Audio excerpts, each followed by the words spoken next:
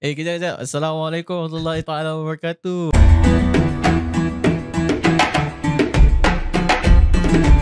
Apa khabar semua? Okey, alhamdulillah. Kita dah masuk pada segmen yang kedua ataupun episod kedua di dalam Fake Sekejap edisi Ramadan Podcast, insya-Allah.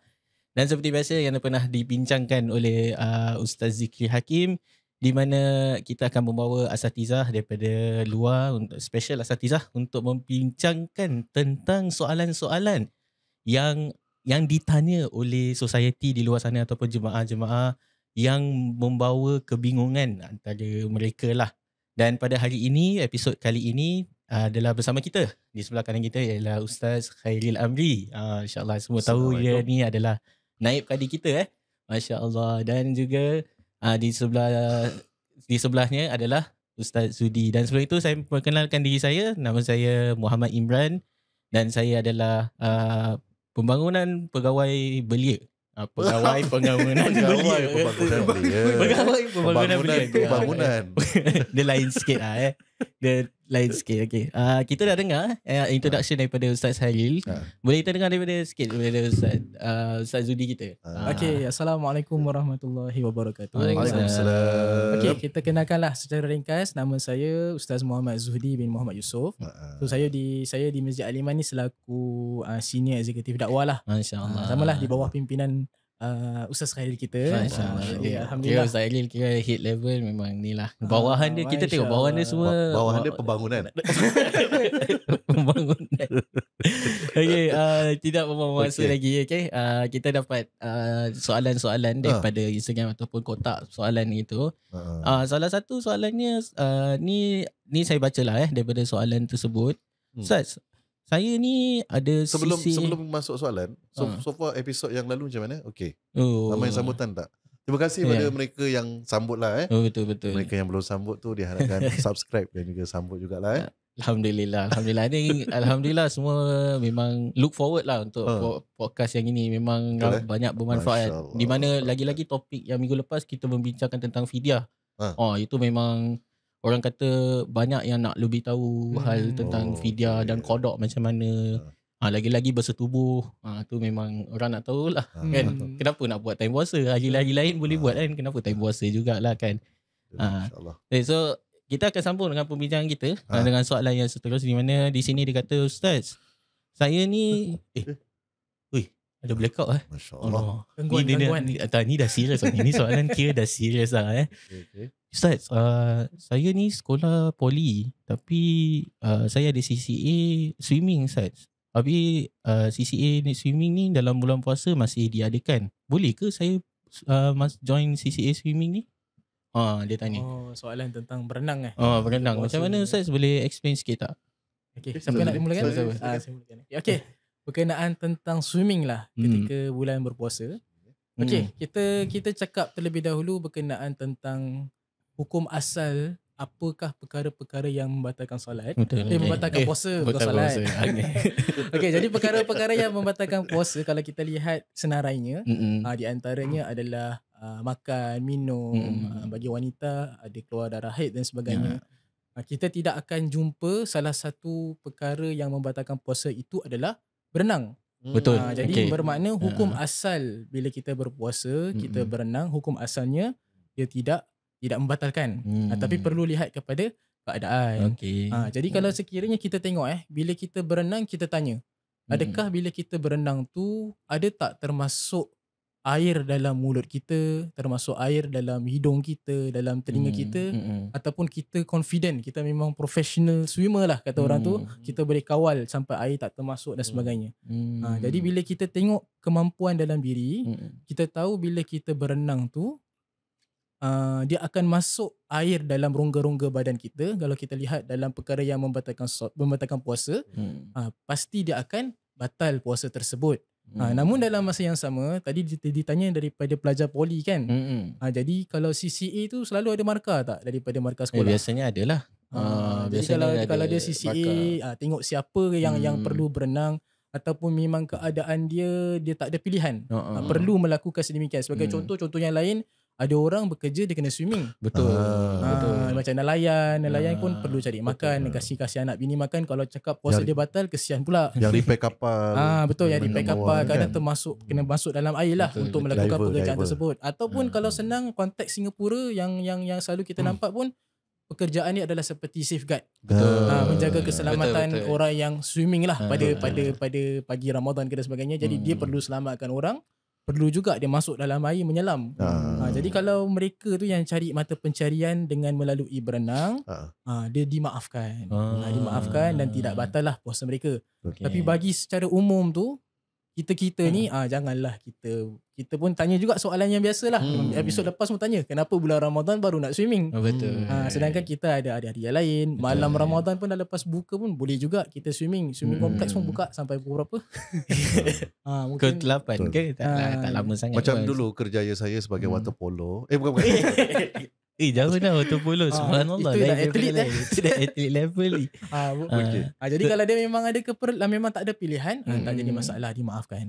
Kalau dia betul-betul tak ada sebab, tak ada macam perkara-perkara yang nak membuat dia menyelam, janganlah kita berenang, sebab kita pun bukan dapatkan kepastian sama ada air akan masuk ke tak dalam rongga-rongga. Jadi nak mengelakkan daripada kita tak membatalkan puasa kita, kita lakukan swimming tu luar daripada pagi Ramadan.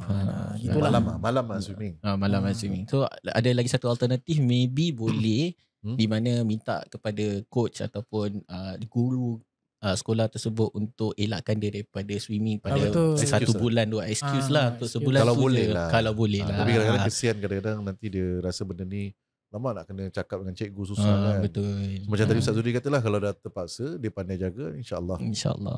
Ataupun kalau kita tengok, tak tahu sekarang saya tak tahu masalah ada tak alat-alat yang boleh tutup rongga-rongga kita bila kita selam. Kalau selam ada, berenang tak ada. Berenang. Tapi kalau dia selam tu dah berenang juga alat tu. Ada jual kan? Decathlon berapa agaknya menutup tu semua. Kalau dia boleh pastikan dia boleh tutup rongga-rongga dia tu. Betul juga. Kalau nak swimming lah sepanjang hari Ramadan tu, pasal dia yakin tak ada masuk air dalam rongga-rongga. Tapi kalau tak ada benda tu, memang kita kalau boleh elakkan. Kalau bathtub macam mana Ustaz? Bathtub. Kalau bathtub berendam pula. Kalau berendam jangan sampai masuk kepala lah Ustaz. Kita selalu bathtub kita santai. Unless budak-budak kecil lah. Dia nak healing kat bathtub. Healing Subhanallah, healing kat bathtub seorang-seorang time bulan puasa. Memang berehat, panas kan benda tu kat luar. Hati-hati. Tadi lain benda pula. Betul. So tadi macam tadi Ustaz Zudi sebutkan pasal rongga kan. Mungkin ada yang kat luar sana ada yang tertanya tau, macam kalau kita kulit hidung ke kulit telinga macam mana Ustaz? So kalau kita swimming kan itu masuk tu dah boleh nak katakan istilah batal ke, tak sampai berapa dalam ke, macam mana? Ustaz Salil boleh? Teruskan Ustaz Zudi. Silakan Ustaz Salil. Kalau tadi jadi episod saya seorang pula. Dengar Ustaz Salil dulu lah. Kalau ada benda baru saya cakap. Kalau saya salah betul kan Jadi rasanya kalau sekiranya apa tadi, kulit hidung kulit hidung ke kulit telinga macam mana? Jadi kulit hidung, kulit telinga sehingga tidak, apa kata orang, terlalu dalam maka ia tidak membatalkan lah. Tapi hukumnya adalah makruh lah kalau sekiranya naik shock, dia korek tu kan. Tapi dia ada, tak silap saya ada ukuran macam mana dia punya ukuran Kira dari sudut ukuran dia pandangan, mengikut sebahagian para ulama mengatakan jari kelengking kita. Dia seluruh ni lah. Tapi dalamnya ikut jari kelingking dia tau, bukan orang punya. Kalau bukan saya punya dah jadi lain saiz. Okey, dalam juga tapi telinga pun sama lah. Telinga pun sama juga menggunakan jari kelengking lah. Jadi jangan sampai terlampau dalam sehingga tersentuh tulang lembut yang ada dalam telinga ataupun tulang lembut yang ada dekat hidung kita. Dan juga kita perlu tahulah, jangan sampai gunakan cotton bud ataupun alat besi. Jadi itu pun dah termasuk ke sesuatu. Kebanyakan para ulama mengatakan membatalkan lah, sebab kita dah masuk ke sesuatu. Tapi kalau hanya menggunakan jari kelengking, tidak membatalkan. Mungkin kadang-kadang kita rasa soalan ni adalah macam soalan macam kenapa tanya macam ini kan, takkan tak tahu. Tapi mungkin ada sebahagian orang di luar sana, dia menjadi satu habitat habit. Maknanya macam kalau tengah duduk dia relax, dia naik shock kan. So benda-benda tu untuk menyedarkan minda dan akal mereka. Jadi kalau boleh elakkanlah. Kalau tak ada keperluan, maka elakkan itu lebih baik lah. Walaupun dia kalau dia tepis kat tepi ni terkeluar, kalau dia Okey lah. Boleh Kalau lah. dia tak ada kalau apa-apa dia lah. keluar takkan nak Yelah. biarkan dia punya biarkan lah orang nak hidung buka. masin dia kat situ. Kira orang buka nampak dia punya ni terkeluar ke apa, boleh elakkan je lah. Sebab kalau dah terkeluar, dia keluarkan lagi bagus daripada dia menjilat. Menjilat masuk dah membatalkan. Yelah, so, Kira rasa masing-masing ke dah batal lah Dia masin ke? macam pernah rasa je Ustaz. Kantoi sekejap. Okey. Dia bila tadi sebut pasal bila masukkan besi ataupun cotton bud, consider dah batal lah kan. Betul tak? Dia, Kan? kalau dia dah Kalau masukkan dalam, sesuatu, tu bermakna tapi kalau dia dah kita membatalkan pakai puasa. inhaler, Terlalu dalam. Kalau kita dah pakai inhaler juga boleh ke? Kalau dia ada inhaler ada dua type kan. Betul. Macam satu inhaler yang Semput. lagi satu inhaler yang untuk hidung bila orang tu semua. Tu boleh ke tak? Kalau yang semput punya, pandangan ulama bahawasanya ia adalah salah satu daripada keperluan untuk kesihatan. Jadi makna dia gunakan boleh dimaafkan, tidak membatalkan, tapi pada kadar yang perlu saja. Pada kadar yang perlu, tidak boleh berlebih-lebih lah. Sebagainya. Kalau yang nombor 2 Pak Zudi, yang sedut-sedut untuk yang sedut inhaler ingus punya. macam Vicks tu lah Ingus tersumbat. Kalau Vicks pun sama juga, tujuannya orang kalau sedut benda inhaler Vicks tu memang untuk perubatan lah, kadang mabuk ke, hidung tersumbat ke dan sebagainya. Tapi hanya sekadarnya juga, kita hanya bau barang tersebut, tapi jangan sampai barang tu dicocokkan dalam hidung lah. Ada orang tu habit dia memang suka gantungkan dekat betul. dalam lubang dekat hidung. lubang hidung gantung. Ada juga macam itu, kita pernah nampak kan dekat tempat betul. mana-mana, kat MRT pun pernah nampak orang macam malas nak pegang, dia terus sumbatkan dalam hidung. Kalau dia dah masukkan sesuatu, bermakna itu membatalkan puasa. Tapi kalau hanya dia bau, hanya bauannya masuk ke dalam rongga hidung dia untuk perubatan lah, untuk hilangkan mabuk, untuk hilangkan hidung tersumbat, tak menjadi masalah. Tapi perlu kita take note juga benda-benda yang macam kita tak lihat masuk ke dalam rongga badan kita, tak semua dibenarkan ataupun tak semua tu boleh keadaan bila kita berpuasa tu dibolehkan. Sebagai contoh, kalau zaman sekarang berkenaan tentang orang merokok. Merokok dia bukan makan pun, dia bukan telan pun. Dia pun sama juga, asap rokok tu masuk ke dalam mulut ataupun rongga-rongga daripada bahagian halkum ataupun mulut kita lah. Jadi rokok tu, dia kalau seseorang tu merokok ketika puasa, dia batal. Kalau vape? Vape illegal Ustaz. Illegal lah. Kalau dia buat? Dia vape. Dia buat, dia kita bukan report polis. Kira dia bukan illegal dalam puasa, dia ada illegal dalam negara sendiri. Kalau juga. ni apa? Lagi satu? Shisha Pun sekarang pun dah tak boleh lagi lah. Jadi macam episod lepas kita lihat Ustaz Khairil ada menceritakan berkenaan tentang tujuan berpuasa selain daripada tahan lapar dan dahaga adalah untuk kita tahan nafsu kita.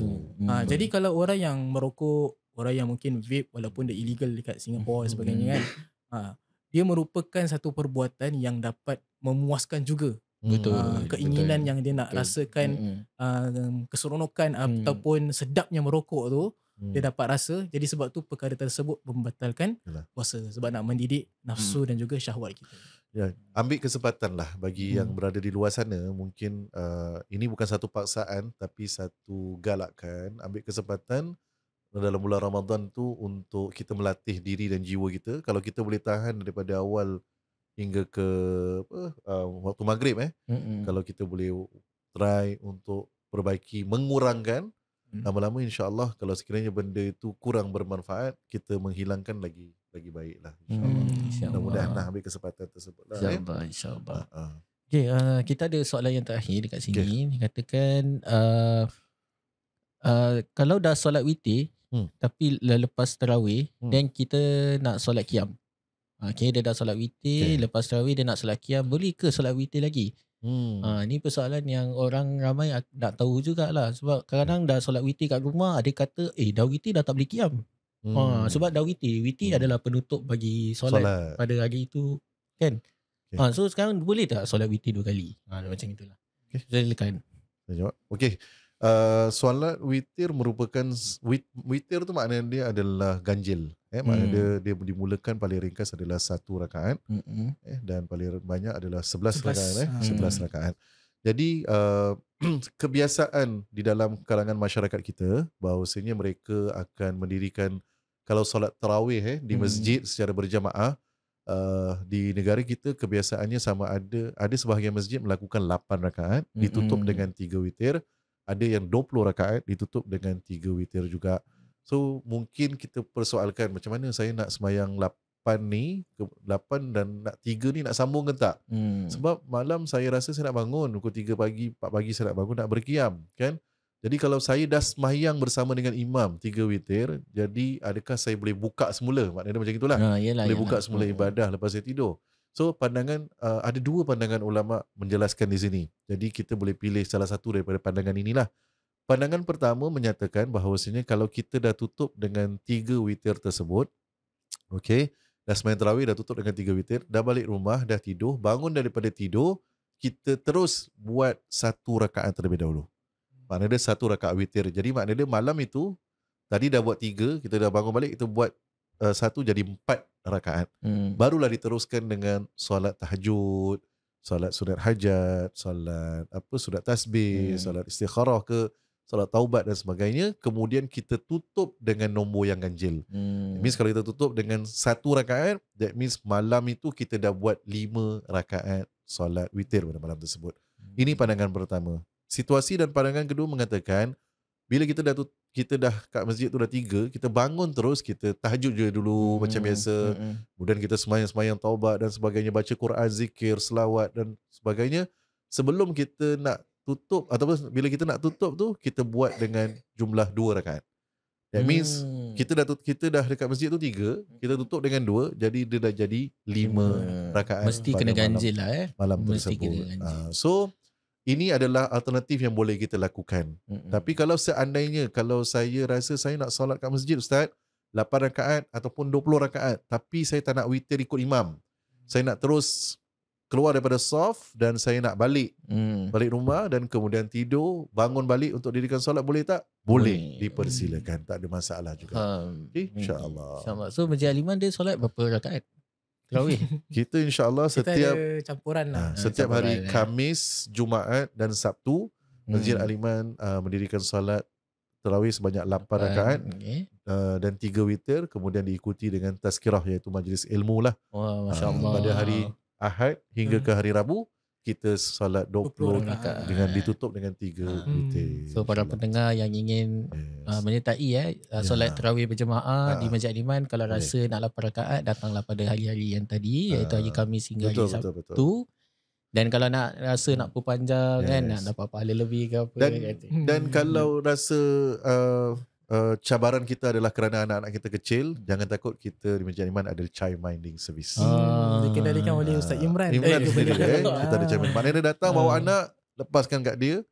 Nanti para belia dan beliawanis mereka akan bantu untuk menjagakan. Jadi kita ibadah dalam keadaan yang insyaAllah tenang, aman, berjamaah dan insyaAllah anak-anaknya akan dapat sedikit pembelajaran daripada belia-belia di mana mereka akan mengajar sedikit sebanyak tentang agama Islam supaya mereka dapat bawa balik sesuatu lah. Bukan saja mereka datang bermain-main saja. Bukan kosong-kosong. Bukan kosong-kosong. Bawa balik insyaAllah ada ilmu yang bermanfaat untuk mereka. Daripada umur berapa sampai umur berapa? InsyaAllah daripada umur 2 hingga 5 tahun. 2 hingga 5 tahun. Jangan hantar yang dah 16 tahun.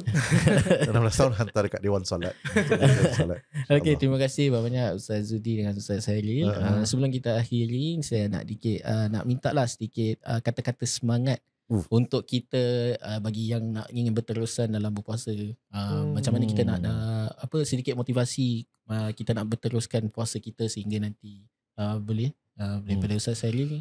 Okay, Alhamdulillah sekarang kita dah beberapa hari kita sudah melaksanakan ibadah puasa dan kepada mereka yang dah mulakan dengan kata orang tu tinggi pace yang tinggi, salah satu yang penting bukanlah ibadah kita itu tinggi ataupun dimulakan dengan rendah.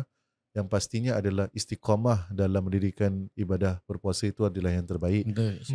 Dan ketahuilah bahawasanya yang dijelaskan bahawasanya 10 hari pertama yang sedang kita lalui ini adalah dinamakan sebagai rahmah, dan 10 hari yang kedua adalah dinamakan sebagai maghfirah, pengampunan, dan 10 hari yang terakhir adalah itqun minan nar, pelepasan daripada api neraka. Jadi pengharapan kita dan apa yang saya boleh berikan kepada yang mendengar, yang melihat, kita perlu ada satu visi. Visi itu adalah satu vision yang sangat jauh. Keluar daripada bulan Ramadan perlu mencapai kepada ketakwaan. Sebab Allah firman dalam Al-Quran, la'allakum tattaqun. Semoga kamu bertakwa bila keluar daripada madrasah Ramadan ni. Itu adalah visi. Tapi misi yang sekarang ni, apa yang kita perlu buat adalah berpuasa dengan penuh kesungguhan, dengan keimanan, dan juga memperbanyakkan ibadah, jaga lidah, jaga diri, jaga nafsu dan jiwa kita. Jadi itulah yang akan mencapai kepada visi keluar daripada madrasah Ramadan, mencapai kepada ketakwaan, insya-Allah. InsyaAllah. Amin. Masya-Allah. Sedikit daripada Ustaz Zudi. InsyaAllah. Tadi Ustaz Hari lah berangkumi semua. Okey lah, kalau kata-kata motivasi ni pun juga merupakan motivasi untuk diri saya jugalah. Kalau berkenaan tentang ibadah puasa ataupun dalam bulan Ramadan nak lagi mempertingkatkan lagi amalan kita kan. Salah satu perkara yang saya pernah dinasihati adalah untuk kita meletakkan target. Kalau kita tak ada target, kita akan ada berada di tempat yang sama je. Stagnan. Jadi bila kita dalam bulan Ramadan ni, kita letakkan target apa kita nak capai. Kalau kita dah ada target, okey, tahun ni bulan Ramadan aku nak khatamkan Al-Quran satu kali. Jadilah satu kali. So kita ada satu target tu. Itu yang membuat kita menjadikan satu motivasi untuk kita completekan ataupun kita capai target kita. Sama juga kalau bulan Ramadan ni kita letakkan satu target, aku nak dapatkan malam Lailatul Qadar tahun ni. Kita pun tak berapa lama lagi kan nak masuk Lailatul Qadar kan. Masuk 10 malam terakhir. So kita kalau dah target, kita nak capai dapat malam Lailatul Qadar, orang yang confirm dapat malam Lailatul Qadar tu siapa? Orang yang bangun ke 10 malam atau confirm akan dapat lah. Jadi bila dia target sedemikian, dia tahu apa yang dia nak capai, dia akan memberikan satu motivasi untuk kita capaikan target tersebut lah. Terima kasih Ustaz Zudi dan juga Ustaz Hairil kita atas motivasi yang telah disampaikan. Semoga para pendengar dan para penonton dapat menerima sedikit sebanyak lah daripada segmen pada hari ini, insya-Allah. InsyaAllah. Dan insya-Allah kita akan jumpa lagi untuk sesi yang seterusnya. Seperti biasa, walaupun sekejap, harap bermanfaat dan hanya dalam Fix Sekejap edisi Ramadan. Assalamualaikum warahmatullahi wabarakatuh.